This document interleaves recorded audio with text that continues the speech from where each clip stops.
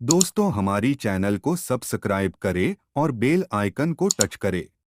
दोस्तों हम संपूर्ण गरुड़ पुराण के पाठ करने वाले हैं। दोस्तों आज हम आपको बताएंगे गरुड़ पुराण पहला अध्याय पहला भाग के बारे में। दोस्तों प्राचीन समय की बात है कि नैमिषारण्य क्षेत्र में शौनक आदि ऋषियों ने अनेक महर्षियों के साथ 7,000 वर्ष पर्यंत चलने वाले यज्ञ को प्रारंभ किया था, जिससे उन्हें स्वर्ग की प्राप्ति हो सके।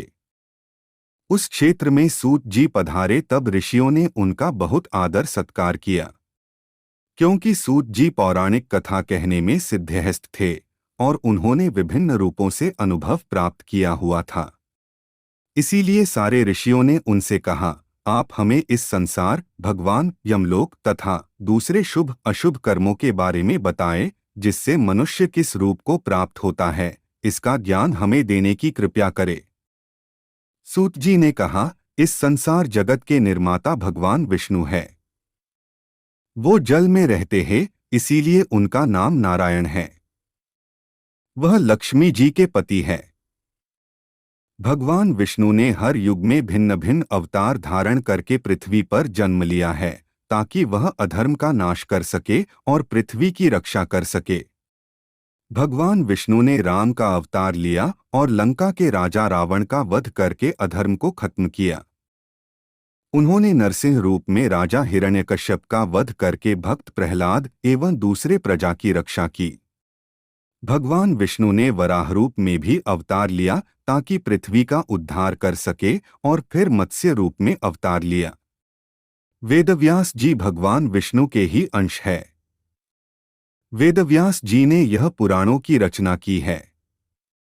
कहा जाता है कि एक सर्वोत्तम वृक्ष भगवान विष्णु है, उसकी दृढ़ मूल धर्म है, उसकी शाखाएं वेद है। उस वृक्ष के फूल रूप में यज्ञ को माना गया है और फल के रूप में मोक्ष को माना गया है। वह सर्वोत्तम वृक्ष रूपी भगवान विष्णु ही सारे फल और मोक्ष को देते हैं। एक समय पर पार्वती जी ने भगवान शिव से पूछा था, आप खुद ही एक भगवान है, इस संसार के रचयिता है, तो आप किसका ध्यान करते रहते हैं? यह सुनकर भगवान शिव ने कहा, मैं देवों और ऋषियों का ध्यान करता हूँ, उसमें विष्णु ही श्रेष्ठ है। इस संसार में परम ब्रह्मा भगवान नारायण विष्णु है और उन्हीं का चिंतन करता हूँ। भगवान विष्णु ही अनेक रूप में अवतार लेने वाले परम ब्रह्मा है। भगवान विष्णु ही अनेक रूप में पृथ्वी पर अवतार लेकर अधर्म का नाश करके धर्म की स्थापना करते हैं। इस प्रकार भगवान शिव ने पार्वती जी को भगवान विष्णु की महिमा बताई थी। तब ऋषियों को दूसरी बातें जानने की उत्सुकता हुई।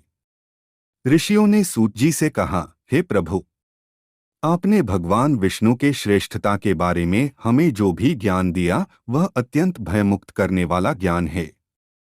इसके अतिरिक्त आप हमें यह बताइए कि इस सृष्टि में आने के बाद भोगने वाले दुख और कष्ट को नाश कैसे किया जाता है।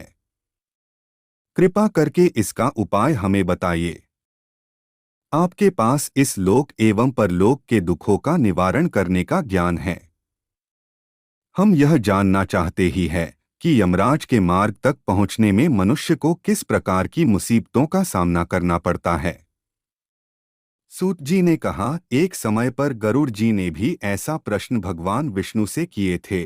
उस समय भगवान ने जो भी ज्ञान दिया था वह ज्ञान मैं आप लोगों को दूंगा।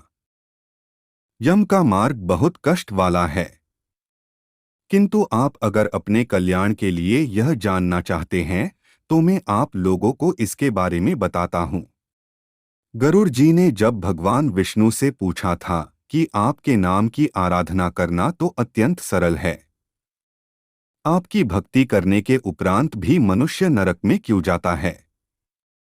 आपकी भक्ति के भिन्न भिन्न मार्ग और गतियां हैं, फिर भी मनुष्य जब आपकी भक्ति से वंचित रह जाता है तो उसे यह दुर्गम मार्ग कैसे मिलता है और इसके कष्ट क्या हो सकते हैं? पाप करने वाले पापियों की किस प्रकार दुर्गति होती है और किस रूप में उनको नरक मिलता है?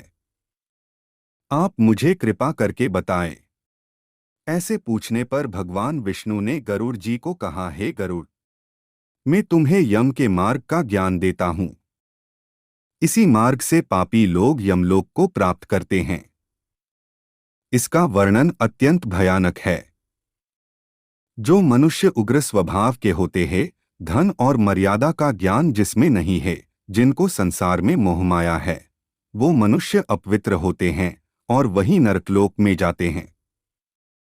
दानवीर मनुष्य मोक्ष को प्राप्त करते हैं और पापी लोग कष्टपूर्वक यम की पीड़ा भोगते हुए नरक में जाते हैं। दुष्ट और पापी लोगों को इस संसार में किस प्रकार के दुख मिलते हैं, उनकी मृत्यु किस प्रकार होती है, उसका ज्ञान मैं तुम्हें देता हूँ। इस संसार में जब मनुष्य जन्म लेता ही है, तब वह अपने पूर्व जन्म के कर्मों के हिसाब से इस जन्म में शुभ अशुभ फल भोगता है। बुरे कर्मों के प्रभाव से व्यक्ति को रोग हो जाता है। परेशानियां और रोग से पीड़ित वह व्यक्ति निराश हो जाता है। दोस्तों, गरुड़ पुराण अध्याय 1 भाग 2 बेहद जल्दी आने वाला है। कृपया चैनल को सब्सक्राइब कर दीजिए।